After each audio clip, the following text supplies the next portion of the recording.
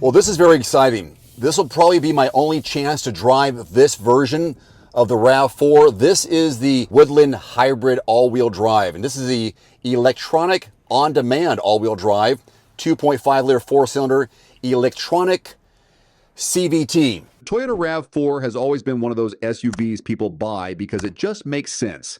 It's practical, it's efficient, it's easy to live with, and honestly, it's probably sitting in 3 different driveways on your street right now. But this one is different, and after spending time with it, I think Toyota may have finally figured out how to make the RAV4 feel a little less like an appliance and a little more like something you actually want to drive. Not wild, not crazy, not trying to be a Jeep, just more interesting, and for a lot of buyers, that might be exactly the sweet spot. The first thing that stands out with the Woodland is the look. Toyota gave this version more of a rugged personality. You get the outdoorsy design, all-wheel drive, all-terrain tires, roof rails with crossbars, and just enough trail-ready attitude to make it feel different from the regular version. And that matters because a lot of people don't need a hardcore off-roader. They need something that can handle winter roads, gravel roads, trailheads, ski trips, camping gear, muddy parking lots, and the occasional, I probably shouldn't be driving down this road, but here we are situation. That's where this Woodland version starts to make sense. On the road, the biggest thing I noticed is that it still feels like what you would expect.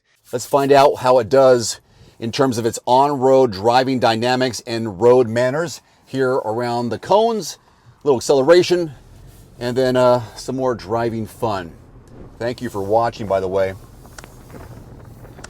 This won't be too crazy exciting in terms of speed and acceleration, I'm guessing, but that's for us both to find out together. This slalom's a little bit wider. We have a more narrow slalom coming up. Been jokingly talking about if you were on a tarmac with a bunch of cones, what would it look like and feel like? Here's the example. Just a little pop there. Feels pretty good. And I do admit this is a short and small sample size, but that's, you know, we get opportunities and we take advantage of them. All right, 0 to 60. I'll talk you through it here, and then we'll brake real hard. We'll see how the nose goes. 3, 2, 1, go. Press it. Hybrid up to 10, 20, 30, 40, 50. Come on now, get there, and 60. Wow, that was solid. That was firm. You know, some of the vehicles I've been driving, they'll dive down or they'll do this. That was like steady and controlled.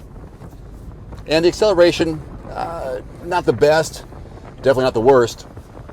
I'll take it. This is not a performance SUV. Nobody is buying a Woodland Hybrid because they want to embarrass sports cars at a stoplight. But for daily driving, the power feels usable, and the hybrid setup gives it that nice little electric assist when you're pulling away from a stop or rolling through traffic. It feels calm, and that's something Toyota does really well. Off pavement, this is where I think the Woodland becomes more interesting.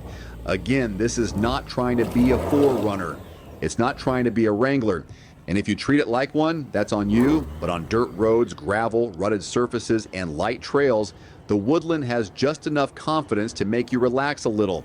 The all-wheel drive helps, the tires help, the slightly tougher vibe helps, and honestly, it just feels more appropriate for the way a lot of people actually use SUVs. I love how the RAV4 is giving me warning chimes about what's around me, but also this camera in the center, which shows me the 360 view above, as well as the nose. So if I go over something high and I can't see it, I've got that nose camera right there. Looking good so far, right?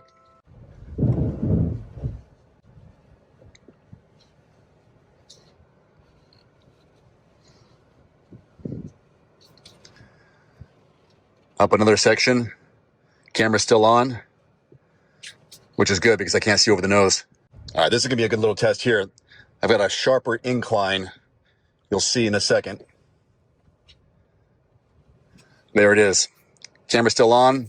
Got the 360 view, front view. Let's see what it tells me.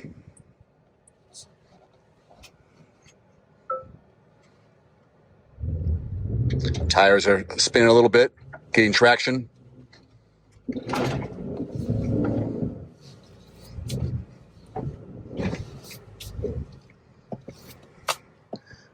Little spinach, but we made it.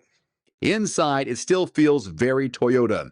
That means it's not the flashiest interior in the world, but it's functional. You get a clean layout, good visibility, and controls that don't make you feel like you need a software update just to change the temperature. And I appreciate that. Some newer SUVs are getting so screen heavy and menu heavy that simple stuff becomes annoying. This one still feels like something you can just get in and use. The seats are comfortable enough for daily driving, the driving position is easy to settle into, and the cabin feels built more for real life than for showing off in a showroom. In the back seat, this is where it continues to be strong. You've got usable space for adults, kids, car seats, backpacks, sports gear, and all the normal stuff people actually carry. If you're coming from a smaller crossover, this is going to feel practical without being too big. And if you're trying to avoid jumping up into a 3-row SUV, this vehicle still hits that nice middle ground. Big enough to be useful, small enough to park without stress. Now, what annoyed me, well, it still doesn't feel especially premium. Even in this newer generation, you're not getting luxury SUV smoothness or silence. There's still some road noise, and the cabin still feels more durable than fancy. And if you want something that feels sporty or high-end, this probably isn't going to blow you away. But here's the thing, I don't think that's the mission. The RAV4 Woodland is more about confidence, usefulness, efficiency, and a little bit of weekend personality. And that's why I think this trim could be one of the smarter picks in the lineup. Would I daily drive it? Yeah, I would, especially if I wanted one SUV that could do a little bit of everything without making my life complicated. Commute during the week, grocery run after work, road trip on the weekend, light trail or snowy road when needed. That's the RAV4 Woodland formula. It's not the most exciting SUV in the world, but it may be one of the easiest to recommend because it understands what most people actually need. Now, I can tell you what it's like to drive, but before you decide if this belongs in your driveway, check real dealer pricing in your area at quotes.everymandriver.com. It's free and only takes a few seconds. It's a great way to see the lowest prices in your zip code and compare actual pricing near you before you walk into a showroom, because the right vehicle at the wrong price can still be a bad deal. That's quotes.everymandriver.com. There's also a link below this video. Check it out today. So that's my real-world drive impression of the 2026 Toyota RAV4 Woodland Hybrid all-wheel drive. It feels practical, confident, easy to live with, and just rugged enough to make it more interesting. All right, from what you saw, inside and out, and what you heard, what do you think? Would you pick the Woodland, or would you stay with a regular hybrid? Drop your thoughts in the comments, subscribe for more real-world drive impressions, and I'll see you on the next one. One final note, if you are in the market for a new vehicle soon, great. Connect with your local dealership and price and test drive at least 3 different vehicles. A vehicle's strengths and weaknesses can only be discovered when you are behind the wheel. My reviews can be good, but you need to test drive these yourself. Visit quotes.everymandriver.com, select the make, model, and your zip code, and you'll get invoice pricing in your area on those vehicles. Shop smarter with price quotes at quotes.everymandriver.com. Thanks for watching. Please click subscribe and give us a thumbs up. See you next time.